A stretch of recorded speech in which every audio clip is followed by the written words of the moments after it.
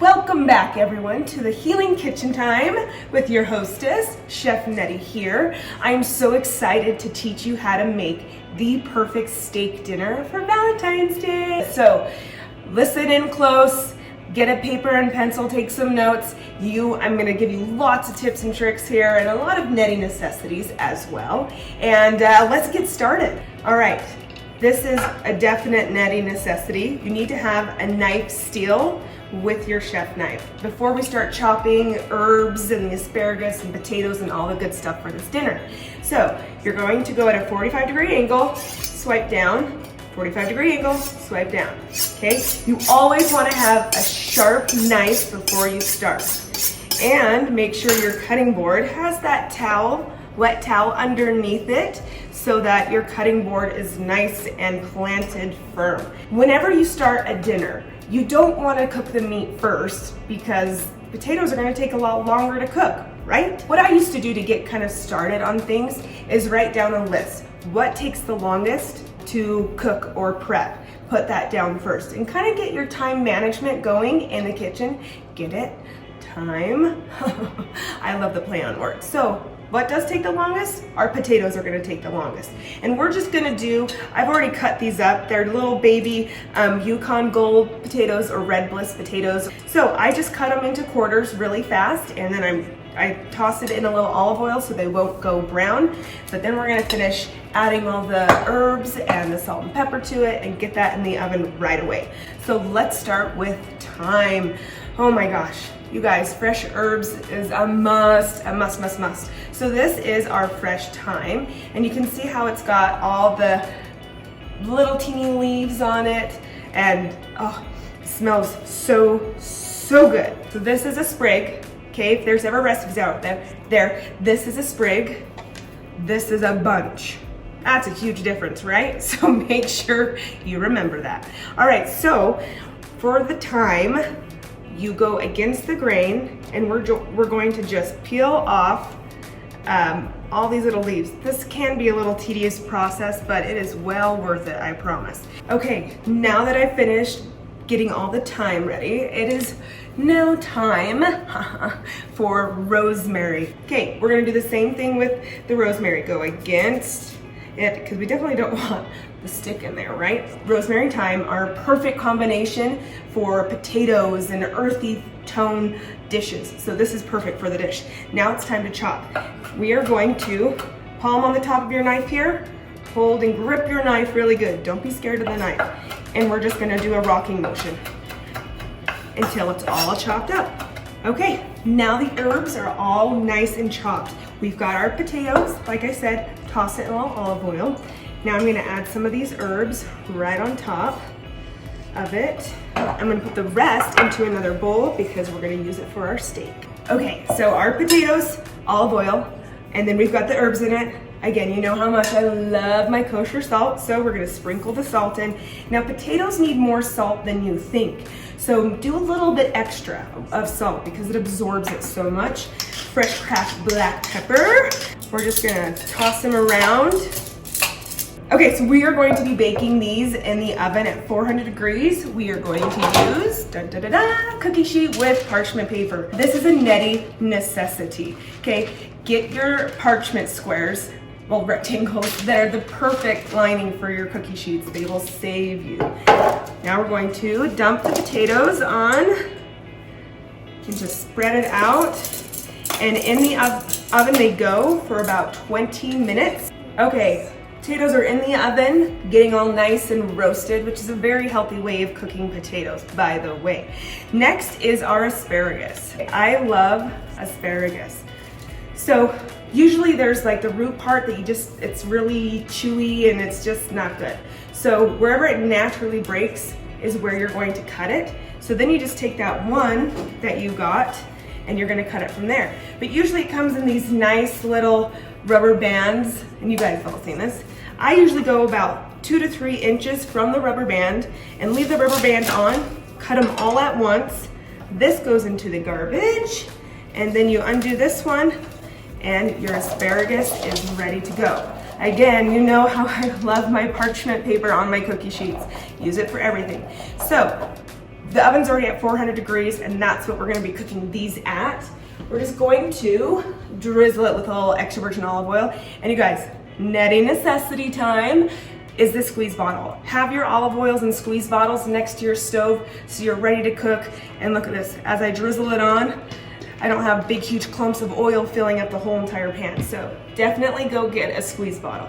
All right, now we're gonna season it with salt and fresh cracked black pepper. And the reason why I put the olive oil down is so that the seasonings will grip to the asparagus. So in the very last 10 minutes of the potatoes cooking, we are gonna slide this in the oven because they only need to cook for 10 minutes. Okay, we've got potatoes cooking, asparagus is done, it is meat time. Today we're gonna be using a New York steak strip. So to get prepared for it, we need to have garlic. Smash down really hard on it until it breaks. You know, get your muscles, throw your back into it. Okay, so now it opens up and we're gonna just find those cloves. So we're gonna take the cloves out of the bowl. All right, so now I've got my cloves. You're gonna take your knife and just tap it. And what it's doing is breaking that seal, so it's a lot easier for you to take off that peel. And if you don't want your hands to smell like garlic for like a week, then you can put on gloves to do this portion of it. Okay, so I'm just gonna cut these in half really fast and to get ready for our steak. Here is our lovely steak. Now I don't put any olive oil on my steak because I want more of the flavor to get down into it. So remember those chopped herbs we did before? We're gonna sprinkle that on.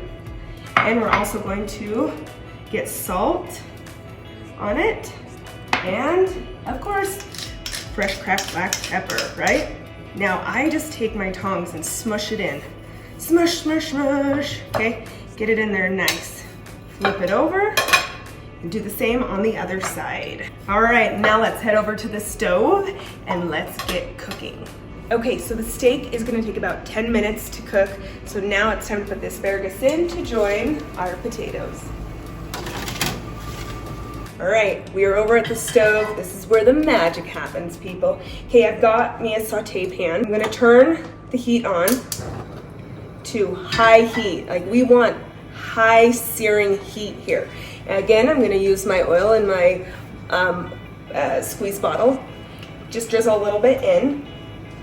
Okay, when you know that your pan is hot and ready to go, the oil starts spreading to the edge of your pan. Now, if you start seeing smoke coming out of your pan, turn off the heat. You've gone too far. Let the pan cool down just a minute and then get back to cooking. So, make sure, what does the oil do?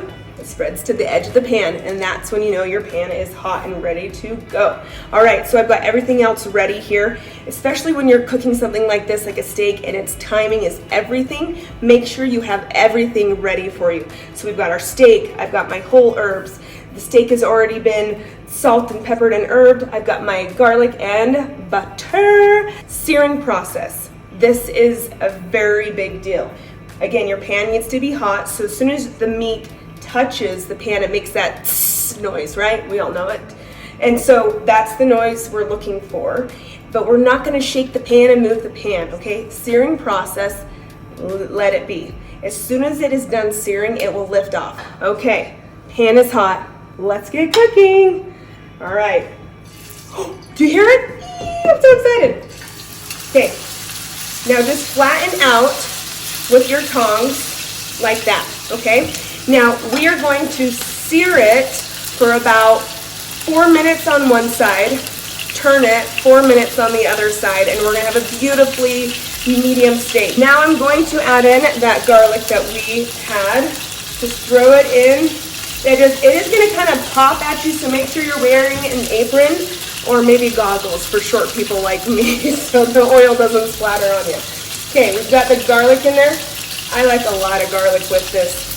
You need it. So I'm just gonna put the butter in, and that's gonna calm down the oil. Now I'm gonna take the fresh whole herbs and set them in. Just set them in there because we are now infusing the butter and the sauce that's gonna be going over this steak. Oh my gosh, you guys, this is so good. Meanwhile, I'm going to teach you how to make sure you know how to get the right temperature on your steaks. Touch your finger, your thumb and your pointy finger, and push right there. That is rare. Go to the middle finger, medium rare, medium, well. All right, now I'm going to sear it on the other side. Oh my gosh, can you see this golden sear on that? That is perfect what we want. You want a nice golden dark sear. I'm going to throw a few more pieces of butter in. Just kind of get it all saucy. Oh, so now what's going to be happening is the butter is going to start browning. And the browning portion of this is going to be the sauce. So that brown butter sauce, it's got this like caramelized nutty flavor that it's so good. And you guys, the garlic is just cooking and roasting in this butter, and the infused rosemary and thyme. And you guys, can you see how passionate I am about cooking the right steak? Okay, we're getting close to our time frame here. You like how I looked at my wrist when I don't even have a watch on? That's hilarious. Okay, so I'm just gonna tilt that pan. Now the reason why the butter is getting brown is from all the milk solids in it. All right, this steak is about ready to come off the heat. So I'm going to just dunk it just a few more times, making sure every last bit of that steak is crispy, the garlic is crispy. Now let's turn off the heat. Turn that off. All right, so I have a plate ready with foil. Looks like I kind of made one of those fancy swans, right, from the fancy restaurant. But the other trick to your steak is you need to let it rest. We need all those yummy juices to go right back into it. Oh my gosh, can you see this? Okay, great, close it up. We're gonna let it rest for 5 minutes. I'm gonna pull the potatoes, asparagus out of the oven. Now dinner's done, all at the same time. Okay, everyone, everything is cooked and ready to be plated. Presentation is half of it, right? As soon as you see it on the plate, you can smell it, and then you get to dig in and eat it. Okay, potatoes are nicely roasted and done. Now, there's a little pattern of how you plate things for the nice plate presentation. We're gonna start with our potatoes. It's a little hot, so I don't have any fingertips, so you know, you may wanna get a bigger spatula. So anytime you have starch or like your potato, it's gonna go about 6 o'clock at your plate right there, or right in the center. We're gonna go right in the center today. Okay, we've got our asparagus. Use some tongs. Look at this vibrant green, you guys. That's beautifully cooked. That means all the nutrients there. It still has a bit of a bite to it, and it's perfect. We are going to lay that at an angle. I'm gonna put a few more pieces in there. Okay, nicely. Now that my steak has rested, right? Oh my gosh, you guys, look at this. We're gonna lay the steak perfectly at another kind of like an X with the asparagus. And I'm going to take this sauce that has this garlic and definitely get some of that garlic, those garlic pieces in there. And we're just going to, still hear it sizzle, I love it. And put that sauce just right on top. There's that. And of course, whenever you're garnishing, always use a garnish that is part of the dish. So we're gonna put the rosemary right there in the center. Dinner is served. What do you think? I'm so excited to cut into this. So we've got our New York steak, we've got our asparagus and our potatoes, our herb potatoes, and it's always nice to do a little place setting for Valentine's Day. A napkin, a nice glass, the silverware. Can I cut into the steak now? Because I really want to try it. All right, okay, here we go. Oh my gosh. Yummy, delicious. Okay. You guys, look at this. The butter, the brown butter with the herbs and the garlic. The garlic is caramelized. It's like this candied. Oh my gosh. You guys have got to make this dish. And if you do, post pictures, tag me in it. I would love to see you do some of these recipes, but for sure, this is a must. You've got to make this steak. Happy Valentine's Day to you and your family and your loved ones. And I hope you join me back here for next Thursday. And yeah, enjoy the steak. You're gonna love it. See you next time.